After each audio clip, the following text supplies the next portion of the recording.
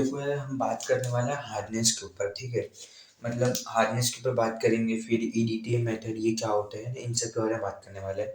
देखो, जो main topic है हमारा वो था ईडीटी मेथड, मतलब ये ईडीटी क्या है, हम कैसे हार्डनेस को कैलकुलेट करते हैं। तो यार, इसको शुरू करने से पहले सबसे पहले हमें हार्डनेस के बारे में पता होना चाहिए कि भाई वाटर हार्डनेस होती क्या है ना। हमें क्या पता होना चाहिए, हार्डनेस ऑफ वाटर। इसको मैं पहले एक बार बता देता हूँ, ठीक है। क्योंकि यार देखो, अगर ये चीज़ आपको नहीं पता होगी ना, तो वो मेथड जान के कुछ फायदा नहीं है आप लोग को, है ना।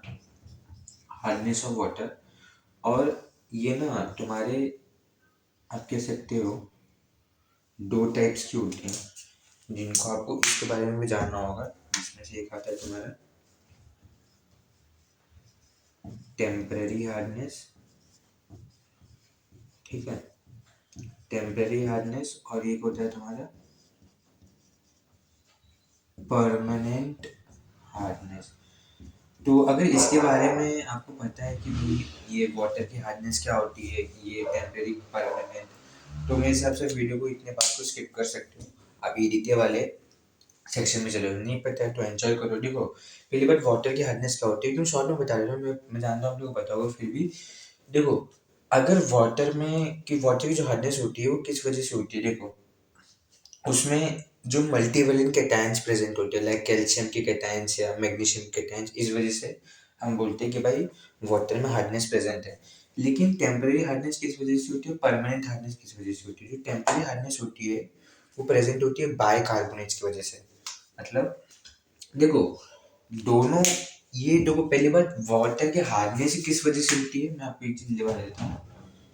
Ca+2 और Mg+2, यानी कैल्शियम के कैटायन या मैग्नीशियम के कैटायंस प्रेजेंट होंगे वाटर में, तो वाटर हम उसको कहेंगे भाई वो हार्ड वाटर है, उसमें हार्डनेस है। लेकिन अगर तुम्हारे जो कैल्शियम मैग्नीशियम के कैटायन है वो बाइकार्बोनेट्स के फॉर्म में प्रेजेंट है, किसमें, बाइकार्बोनेट्स, तो हम कहेंगे कि भाई उसमें टेम्परेरी हार्डनेस है। और परमानेंट में क्या होता है, इसमें तुम्हारा ना क्लोराइड और सल्फेट होते हैं। मतलब यहाँ पे तुम्हारे क्या होते हैं, सल्फेट ऑफ कैल्शियम होते हैं, सॉरी, क्लोराइड ऑफ कैल्शियम होते हैं एंड मैग्नीशियम के सल्फेट प्रेजेंट होते हैं अगर वाटर में, तो हम बोलेंगे परमानेंट हार्डनेस है। अगर बाइकार्बोनेट्स प्रेजेंट है, लाइक CaCO3 ऐसे, है ना, बाइकार्बोनेट्स प्रेजेंट है तुम्हारे कैल्शियम मैग्नीशियम के वाटर में, तो हम बोलेंगे परमानेंट हार्डनेस है। अगर कैल्शियम क्लोराइड या मैग्नीशियम सल्फेट प्रेजेंट है तो हम बोलेंगे परमानेंट हार्डनेस है।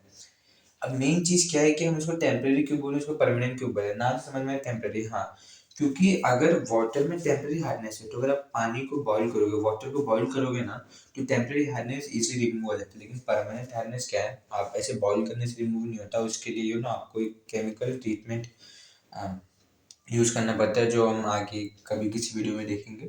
पर मेन चीज़ है कि परमानेंट हार्डनेस बॉयल करके रिमूव नहीं हो सकता है। टेम्परेरी हार्डनेस मतलब पानी में अगर टेम्परेरी हार्डनेस प्रेजेंट है तो पानी को उबाल लो 10-15 मिनट के लिए, तो तुम्हारे क्या होता है, टेम्परेरी हार्डनेस रिमूव हो जाते हैं। मतलब ये चीज़ तुम्हारे चले जाते हैं, बाइकार्बोनेट्स इनसॉल्युबल हो जाते हैं बेसिकली वाटर में। और ये नहीं रिमूव हुआते, इनके लिए हमें एक अच्छे से ट्रीटमेंट करना होता है। तो मेरे हिसाब से आपने टेम्परेरी परमानेंट ये सब देख लिया होगा। हम आ जाते हैं ईडीटी मेथड में। ईडीटी मेथड बेसिकली होता है क्या है, वो कुछ नहीं होता, हम हार्डनेस को कैलकुलेट करते हैं भाई कितना हार्डनेस बेसिकली प्रेजेंट है ना। क्योंकि जो एक्सपेरिमेंट है ना वो मैं आपको बता देता हूँ, है ना, मेन चीज़ वही है मेरे हिसाब से, आपको समझना है। बाकी आप जो भी फॉर्मूला वगैरह वो आप देख ही लोगे, लेकिन मेन चीज़ ईडीटी होता क्या है वो हम देख लेते हैं ना, वो प्रोसेस क्या है। देखो, सबसे पहली चीज़, ये जो ईडीटी मेथड है ना, इसमें कुछ कुछ टर्म्स होते हैं जो आपको याद करने हैं। सबसे पहले तो ईडीटी है, तो ईडीटी अगर आप पढ़ रहे हैं तो ईडीटी होता है कि ये तो जान ले, ईडीटी होता है तुम्हारा इथाइलिन डायअमीन टेट्रा,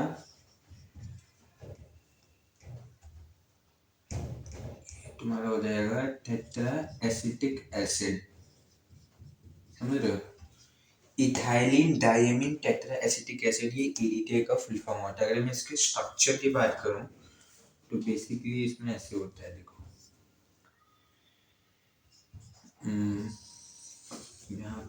लगा होता है।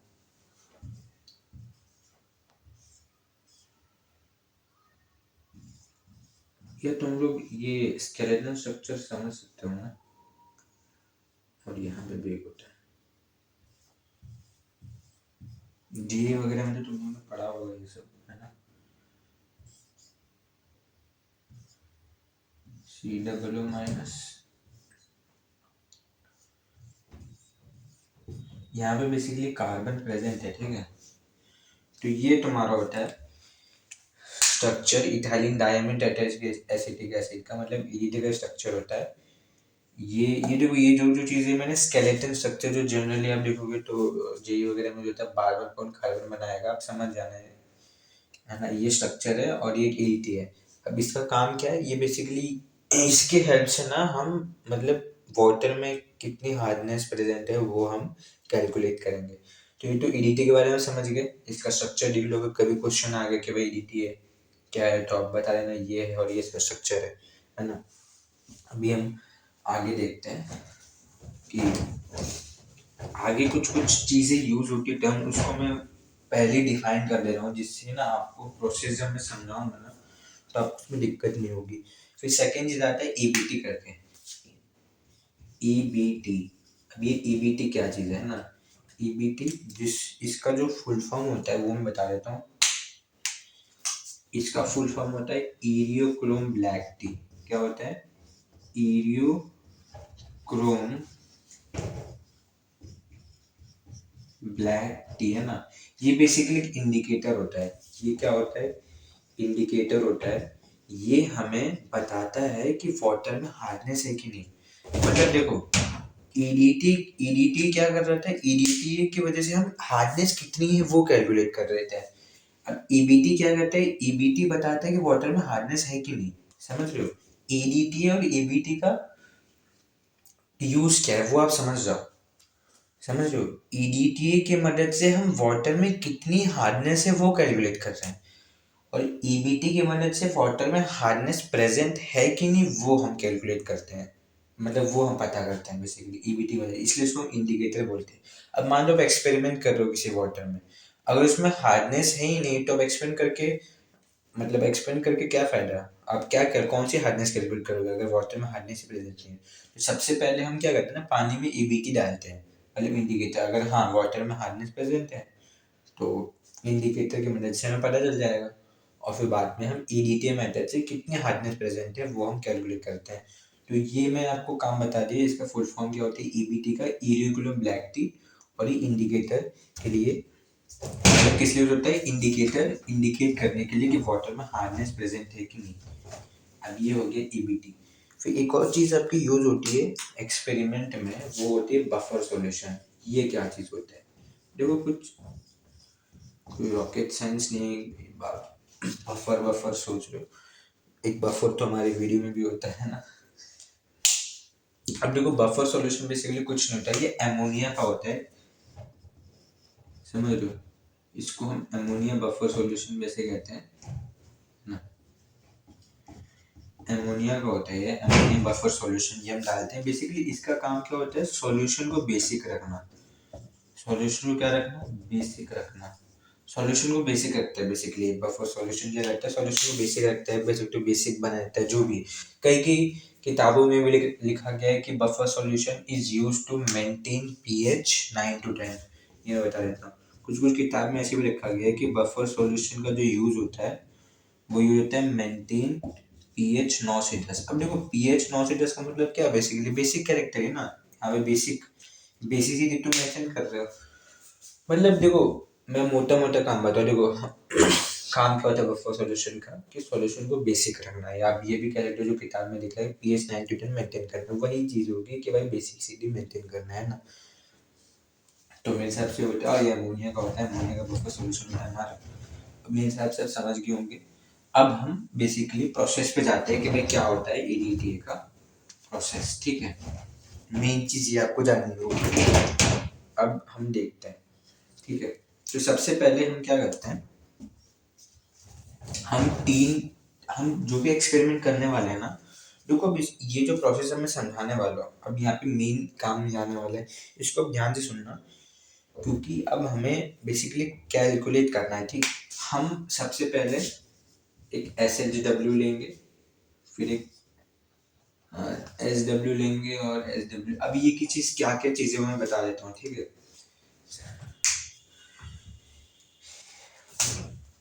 ये होती है तुम्हारी स्टैंडर्ड हार्ड वाटर। क्या होती है तुम्हारी स्टैंडर्ड हार्ड वाटर।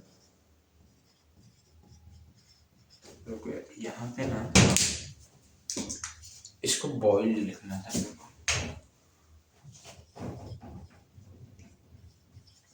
समझ रहे हो? हम अभी जो 3 एक्सपेरिमेंट करने वाले हैं, मतलब जो एक्सपेरिमेंट करने वाले हैं उसमें 3 चीज़ हम करेंगे। एक सैंपल हार्ड वाटर के साथ करेंगे, एक सैंपल वाटर के साथ, एक बॉइल्ड सैंपल वाटर के साथ। अभी क्या क्या चीज़ है वो आपको समझ में आएगा। हम ये 3 तरीके के पानी क्यों लिए हैं ना, आप वीडियो इसमें स्क्रीनशॉट ले सकते हो। एक सैंपल वाटर लेंगे, फिर एक बॉइल्ड सैंपल वाटर लेंगे। ठीक है, बॉइल्ड सैंपल वाटर। सबसे पहले standard hard water, standard water hard water के साथ कुछ छिड़काव नहीं करेंगे हम, फिर बाद में सैंपल वाटर के साथ करेंगे, फिर बॉइल्ड सैंपल वाटर के साथ करेंगे। ठीक है, अब कुछ लोग के मन में क्वेश्चन आ सकते हैं कि सर ये स्टैंडर्ड हार्ड वाटर क्या है ना। हार्ड वाटर समझ में आ गया, वाटर में हार्डनेस प्रेजेंट है। देखो स्टैंडर्ड आगे लगा देना मतलब जिसकी हार्डनेस हमें बेसिकली पता हो, अच्छा उसमें कितने कैल्शियम या मैग्नीशियम के कैटायंस है, मतलब हमें पहले से पता हो उसमें हार्डनेस कितनी है, तो उसको हम कहेंगे स्टैंडर्ड हार्ड वाटर। समझ लो, फिर उसी के हेल्प से हम आगे इन सब की हार्डनेस भी कैलकुलेट कर पाएंगे। ठीक है, अब आगे हम देखते हैं। सबसे पहले हम क्या करेंगे, स्टैंडर्ड हार्ड वाटर के साथ करेंगे। ठीक है, फिर सैंपल वाटर के साथ, फिर बॉइल सैंपल वाटर के साथ। अच्छा मैं एक और चीज़ बता दूँ, जो हमने आगे देखा था कि हमने बॉइल सैंपल वाटर क्यों लिया, चलो बाद में बताता हूँ उसको। सबसे पहले हम ये ले लेते हैं स्टैंडर्ड वाटर। प्रोसेस क्या है वो आप देख लो। ठीक है, स्टैंडर्ड हार्ड वाटर के साथ सबसे पहले क्या करोगे, स्टैंडर्ड हार्ड वाटर लोगे। अब कई कई जगह बोले जाते हैं कि 25 ml ले लो, 50 ml ले लो, 75 ml ले लो, जितना भी है। तो बेसिकली करना क्या है कि जितना आपने लिया है उतना ही सबको लेना है। समझ रहे हो? फॉर एग्जाम्पल अगर आपने 50 ml स्टैंड, आपके कॉलेज में बोला कि 50 ml स्टैंडर्ड हार्ड वाटर लो, तो ठीक है, अगर आप 50 ml ले रहे हो तो ले लो, तो उतना ही फिर आपको सैंपल वाटर भी लेना होगा, उतना ही फिर आपको बॉयल सैंपल वाटर भी लेना होगा। समझ रहे हो? या कई की जगह 25 ml बोलते हो तो 25 ml ले लो, फिर उतने आपको वो और भी लेना होगा, सैंपल वाटर फिर बॉयल सैंपल वाटर। अच्छा सैंपल वाटर से कहने का मतलब क्या है, देखो सैंपल वाटर का मतलब कोई भी है जो आपके नल से पानी आ रहा है वो सैंपल वाटर हो गया, या एनीथिंग रिवर वाटर जो भी है, अपना नॉर्मल पानी टाइप। ठीक है, और ये एक नॉर्मल, ये जो स्टैंडर्ड वाटर होगा वो आपके लैब में प्रेजेंट होगा। ठीक है, SHW उसको जनरली SHW से उसमें लिखा होगा, डिनोट किया हुआ है ना। तो हम क्या करेंगे, सबसे पहले स्टैंडर्ड हॉट वाटर लेंगे हम। यहाँ पे अभी के लिए एज्यूम करके चले कि हमने 50 ml लिया। ठीक है, हम एज्यूम करके चल रहे हैं हमने 50 ml स्टैंडर्ड हार्ड वाटर लिया है। उसमें हम डालेंगे बफर सॉल्यूशन। यहाँ पे ना अच्छे उसमें हम डालेंगे क्या, अमोनिया का बफर सॉल्यूशन डालेंगे, अमोनिया बफर सॉल्यूशन। क्यों डाला हमने, मैंने आपको बताया था पीएच को मेंटेन करने के लिए, कह सकते हो कि सॉल्यूशन को बेसिक रखने के लिए। सबसे पहले हम स्टैंडर्ड हार्ड वाटर लिया 50 ml, उसमें हम अमोनिया का बफर सॉल्यूशन डाला, फिर हम डालेंगे ईबीटी। ईबीटी क्या था, मैंने आपको स्टार्टिंग में बताया था। ईबीटी क्या था, इरियोक्रोम ब्लैक टी, जो कि क्या होता है बेसिकली, ये तुम्हारा क्या होता है, इंडिकेटर होता है ना। ये तुम्हारा क्या होता है, इंडिकेटर होता है, इंडिकेटर होता है। अब यहाँ पे कुछ चीज़ें आपको ध्यान रखनी है कि देखो सबसे पहले हमने क्या लिया, स्टैंडर्ड हार्ड वाटर, फिर अमोनिया का बफर सॉल्यूशन डाला। अब जब ये पानी में हम ये डालें ना, जब ईबीटी, तो वो सॉल्यूशन का कलर चेंज हो जाएगा। बेसिकली होता क्या, देखो स्टैंडर्ड हार्ड वाटर में क्या होगा, या तो कुछ कैल्शियम कैटायन होंगे या तो मैग्नीशियम के कैटायन होंगे, है ना। बेसिकली हार्ड वाटर में क्या मैंने आपको बताया ना, हार्ड वाटर का मतलब क्या होता है, इसमें मल्टीवेलेंट कैटायन प्रेजेंट हो, मतलब कैल्शियम के, हम जनरली इन दोनों को लेके चलते हैं, कैल्शियम और मैग्नीशियम के, या तो कैल्शियम के कैटायंस होंगे, मैग्नीशियम के कैटायंस होंगे। तो होता क्या है कि जैसे ही हम स्टैंडर्ड और हार्ड वाटर में ईवीडी डालते हैं, तो उस सॉल्यूशन का जो कलर होता है, यहाँ पे जब सॉल्यूशन का जो कलर आएगा ना, वो बेसिकली वाइन रेड कलर का हो जाएगा। किस कलर का? वाइन रेड कलर का सॉल्यूशन हो जाता है तुम्हारा। यहाँ पे आपको वाइन रेड कलर का सॉल्यूशन मिलेगा। अगर वाइन रेड कलर का सॉल्यूशन मिल जाएगा, इट मीन्स डेफिनेटली उसमें क्या है, हार्डनेस प्रेजेंट है। मतलब किसी भी में आप ईबीटी डालोगे, अगर मान लो वाइन रेड का नहीं होता डेफिनेट, फिर हम जब बोल देंगे कि भाई उसमें हार्डनेस प्रेजेंट ही नहीं। ईबीटी डालने से अगर वाइन रेड कलर का होगा तो समझ लो उसमें हार्डनेस है। अभी वाइन रेड कलर को हुआ क्यों? क्योंकि हुआ इसलिए कि हार्ड वाटर में जो कैल्शियम और मैग्नीशियम के कैटायंस थे, वो क्या कर लेते हैं, वो ईबीटी के साथ कॉम्प्लेक्स बना लेते हैं। क्या बना लेते हैं? कॉम्प्लेक्स। हम ऐसे लिख देते हैं CaEBT, या लिख सकते हो MgEBT। देखो कोई कोई एक कैटायन प्रेजेंट होगा, मैं फिर भी दो लिख रहा हूँ, कोई भी एक प्रेजेंट होता है CaMg, मान लो ये बना लिया। और एक और भी बता दो, ये अनस्टेबल होता है। क्या होता है ये? जो भी कॉम्प्लेक्स यहाँ पे बनता है ना, जो भी यहाँ पे कॉम्प्लेक्स बन रहा है वो तुम्हारा अनस्टेबल होता है। क्या होता है तुम्हारा? अनस्टेबल। अब ये तुम्हारा कॉम्प्लेक्स बेसिकली बना था कैल्शियम ईबीटी और MgEBT, ठीक है। तो इतनी चीज समझ में आई होगी। हमने स्टैंडर्ड हार्ड वाटर लिया, एमोनिया का बफर सॉल्यूशन डाला, फिर ईबीटी डाला। ईबीटी डालने से क्या होगा, सॉल्यूशन जो है वाइन रेड कलर का हो गया, जिससे हमें पता चल गया कि हाँ सॉल्यूशन में जो थी वो हार्डनेस प्रेजेंट थी। और वो वाइन रेड कलर क्यों हुआ? क्योंकि जो कैल्शियम कैटायंस या मैग्नीशियम कैटायंस प्रेजेंट है हार्ड वाटर में, उन्होंने ईबीटी के साथ कॉम्प्लेक्स बनाया था, इस वजह से वो वाइन रेड कलर का हुआ। और एक और चीज़ आपको नोट करने की, एक और इन्फॉर्मेशन जो है वो ये कि जो कॉम्प्लेक्स बनता है वो अनस्टेबल बनता है, ठीक है। अब हम क्या करते हैं, अब हम डाल देते हैं इसमें, मतलब बेसिकली हम टाइट्रेट कराते हैं। पता है जब ये चीज़ होता है ना, फिर हम टाइट्रेट कराते हैं ईडीटी के साथ। टाइट्रेट कराने मतलब वो ये कि इसमें हम ईडीटी डालते हैं। ईडीटी स्टार्टिंग में बताया था, इथाइलिन डायमीन टेट्राएसिटिक एसिड, उसका हमने स्ट्रक्चर भी बताया था, है ना। अब ईडीटी डालने के बाद, मतलब जो सॉल्यूशन अभी था वाइनरी कलर का, अब उसमें ईडीटी डाल रहे हैं। ईडीटी डालने के बाद तब तक ईडीटी डालोगे, है ना। ऑलमोस्ट सॉल्यूशन प्रेजेंट होगा आपके उस फ्लास्क में, है ना। यहाँ पे वो वाइनरी कलर का होगा मान लो, तो फिर आप ईडीटी से डालते जाओगे, है ना। ऊपर एक बीकर प्रेजेंट होता है, फिर आप ऐसे ईडीटी उसमें ऐसे डालते जाते हो। फिर आपको ईडीटी तब तक इस वाइनरी सॉल्यूशन में डालना है जब तक वो जो सॉल्यूशन है वो ब्लूइश कलर का ना हो जाए।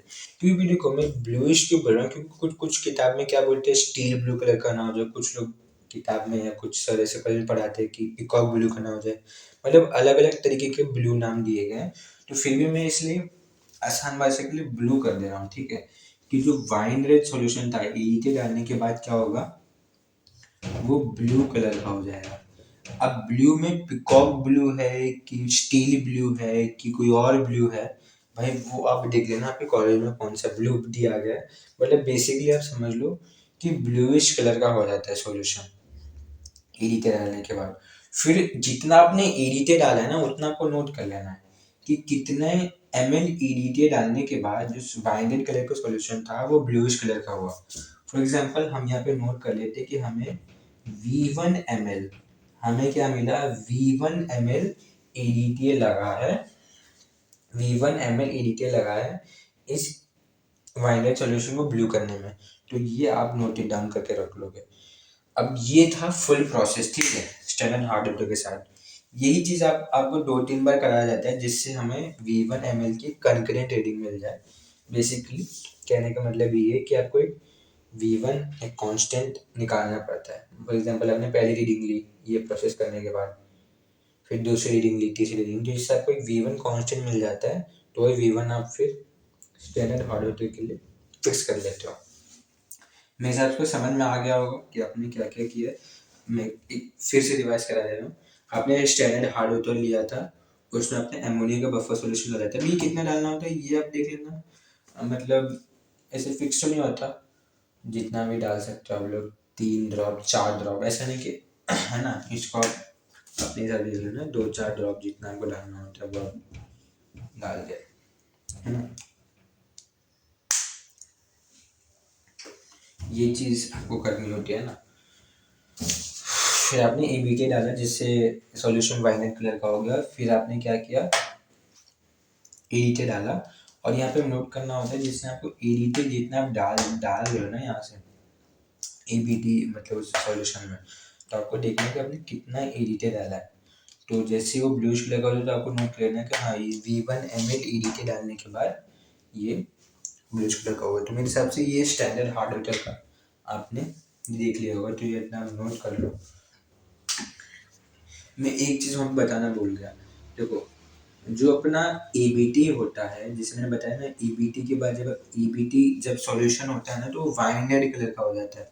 वो वाइन रेड कलर का क्यों होता है, क्योंकि यहाँ पे CA के साथ EBT के कॉम्प्लेक्स बनते हैं, और या तो आप बोल सकते हो अगर Mg का कैटायन प्रेजेंट है तो उसके साथ EBT के कॉम्प्लेक्स बनते हैं। फिर जब आप EDT डालते हो ना, तो EDT डालने के बाद बेसिकली जो सॉल्यूशन होता है वो ब्लूइश कलर का हो जाता है। हमने बोला था कि अच्छा EBT जो वाइन रेड कलर का सॉल्यूशन था ना, वाइन रेड कलर का जो सॉल्यूशन था EBT डालने के बाद, जब उस सॉल्यूशन में EDTA डालते हो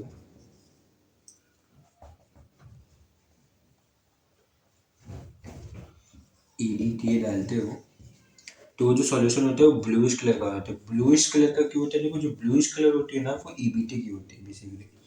EBT जो है अपने नेचुरल कलर में आ गया। बेसिकली होता क्या है कि ये जो कॉम्प्लेक्स थे, हमने बताया था ये जो कॉम्प्लेक्स थे वो अनस्टेबल थे, है ना, ये मैंने बताया था। अब EDTA डालने के बाद क्या होता है, ये जो कैटायंस होते हैं ना वो EDTA के साथ कॉम्प्लेक्स बना लेते हैं। वो किसके साथ कॉम्प्लेक्स बना लेते हैं, EDTA के साथ। किसके साथ, EDTA के साथ ये कॉम्प्लेक्स बना लेते हैं, और फिर बाद में जो EBT होता है वो अलग हो जाता है, और EBT अलग होने के बाद इसे ब्लूइश कलर में दिखने लगता है। बेसिकली ये चीज़ मैं वहाँ पे बताना भूल गया था, वो मैंने यहाँ पे बता दिया।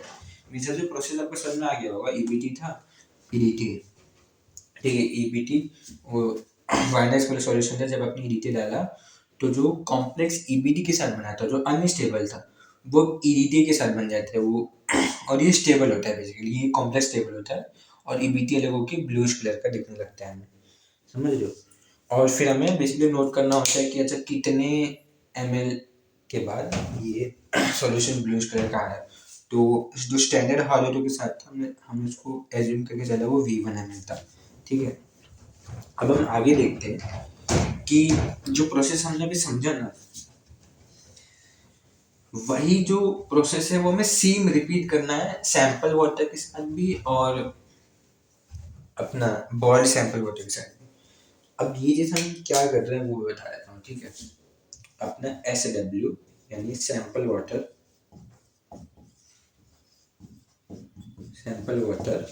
और यहाँ पे ले लेते हैं बॉइल्ड SW, इसको समझ है ना। सैंपल वाटर में वही चीज़, अपना नल का पानी, टैप वाटर है, कुछ भी ले सकते हो, रिवर वाटर है, इंडस्ट्रियल वाटर, ऐसे पता नहीं क्या क्या एग्जांपल लेते हैं। तो अपने नॉर्मल अंडरस्टैंडिंग के लिए हम अपना नॉर्मल नल का पानी लेके चलते हैं, अपना टैप वाटर, ठीक है। अब जैसे वहाँ पे हमने लिया था स्टार्टिंग में स्टैंडर्ड हार्ड वाटर के केस में हमने 50 ml स्टैंडर्ड हार्ड वाटर लिया था, तो फिर इसको भी आपको 50 ml लेना होगा, इसको भी 50 ml और उसको भी 50 ml, ठीक है। देखो जितना आप ले रहे हो ना, बस वो ही ध्यान रखना है कि जितना आपने स्टैंडर्ड हार्ड वाटर के केस में जितना आपने स्टैंडर्ड हार्ड वाटर लिया था उतने आपको लेके चलना, चाहे आपने 25 लिया 50 लिया, बस वही सेम इसके साथ भी करना है। और देखो प्रोसेस इन दोनों में भी सेम करना है, जब ये वाला पानी लोगे ना तो इसमें भी वही करना है, बफर सॉल्यूशन डालना है, EBT डालना है, EDT डालना है, इसमें भी वही चीज़ सेम चीज़ करनी है। लेकिन अब इसमें क्या क्या चीज़ आपको समझनी है, जैसे मान लो कि देखो आपने वो प्रोसेस इसके साथ किया, और मान लो इसमें निकल के आया है कि हमें V2, जैसे वहाँ पे स्टैंडर्ड हार्ड वाटर के केस में कितना था, स्टैंडर्ड हार्ड वाटर के केस में हमें लिखा था कि भाई V1 ml EDTA लगा, V1 ml EDT लगा वाइन रेड सॉल्यूशन को ब्लूइश करने के लिए। यहाँ पे जब प्रोसेस करोगे ना, तो मान लो आपको V2 ml लगा है ना EDTA का। V2 ml EDTA यूज हुआ आपका सॉल्यूशन को ब्लूइश करने में। और यहाँ पे मान लो यही चीज़ आपने सेम प्रोसेस किया जो मैंने आपको स्टार्टिंग में भी बताया था ना, स्टैंडर्ड हार्ड वेरिफिकेशन, तो वही सेम प्रोसेस आपने इसके साथ किया। और मान लो इस केस में आपका V3 ml EDTA लग गया सॉल्यूशन को ब्लूइश करने में, है ना। अभी हम मान लो हमने इनके साथ हम कर क्यों रहे हैं, देखो जो अपना नॉर्मल सैंपल वाटर होगा, अब थोड़ा कॉमन सेंस लगो, अपना जो नॉर्मल सैंपल वाटर होगा उसमें तो सारी हार्डनेस प्रेजेंट होगी, टेम्परेरी वाली भी परमानेंट वाली भी। लेकिन जो बॉइल्ड सैंपल वाटर होगा, हमने बॉइल्ड क्यों लिया, क्योंकि इसमें केवल परमानेंट हार्डनेस होगी, टेम्परेरी नहीं होगी। क्योंकि मैंने आपको स्टार्टिंग में बताया था कि टेम्परेरी हार्डनेस जो होती है ना, वो बॉइल करने से रिमूव हो जाती है, ये आपने पढ़ा भी होगा। हमारे हार्डनेस दो टाइप की होती है, टेम्परेरी और परमानेंट। टेम्परेरी किस वजह से होती थी, बाइकार्बोनेट्स की वजह से। परमानेंट किसकी वजह से होती थी, कैल्शियम क्लोराइड या मैग्नीशियम सल्फेट की वजह से, है ना। तो सबसे पहले नॉर्मल जो लिया था उसमें क्या थी, टेम्परेरी और परमानेंट दोनों प्रेजेंट थी। इसमें क्या है, इसमें केवल परमानेंट प्रेजेंट होगी, तो इस वजह से हमने ये लिया था। फिर बाद में आप V1 ml आपको पता चल जाएगा, V2 ml V3 ml, यही तीन चीज़ आपको कैलकुलेट करनी होती है एक्सपेरिमेंट में, V1 ml V2 ml और V3 ml। और मेरे हिसाब से आपको थोड़ा देर समझ में आ गया होगा कि भाई EDTA में हम कर क्या रहे हैं, EDTA मेथड यही चीज़ होता है, समझ रहे हो। फिर आपका जो फॉर्मूला होगा वहाँ पे V1 V2 V3 कैलकुलेट करना और हार्डनेस को कैलकुलेट कर लेना। और एक और चीज़ है कि भाई एक कॉम्प्लेक्सोमेटोटाइजेशन भी इसको बोलते हैं। क्यों बोल रहे हैं, क्योंकि उसमें कॉम्प्लेक्स फॉर्म होता है, आपने देखा होगा। EBT के साथ जो है कैल्शियम और मैग्नीशियम कॉम्प्लेक्स बनाते हैं, बाद में EDT के साथ बना देते हैं, है ना। तो आपको समझना होगा कि देखो EBT यानी इरिक्रोम ब्लैक टी के साथ जो कॉम्प्लेक्स बनता है वो अनस्टेबल होता है, और EDT के साथ जो कॉम्प्लेक्स बनता है वो स्टेबल होता है। तो ये चीज़ मेरे हिसाब से EDTA का समझ गए होंगे। बाकी जो कैलकुलेशन है वो आप कर लेना, V2 V1 V3, है ना, जो भी आपका फॉर्मूला दिया होगा, है ना, जो भी आप कैलकुलेट कर लोगे। तो कुछ कुछ चीज़ें तो मेरे हिसाब से समझा दी होगी। जो जो इसमें मेन चीज़ें वो ये है कि भाई EDTA क्या है, वो किस चीज़ के लिए क्या क्या चीज़ यूज होता है, प्रोसेस मैंने आपको समझा दिया है हर चीज़ का। तो यही चीज़ है, मेरे हिसाब से समझ में आ गया होगा, है ना।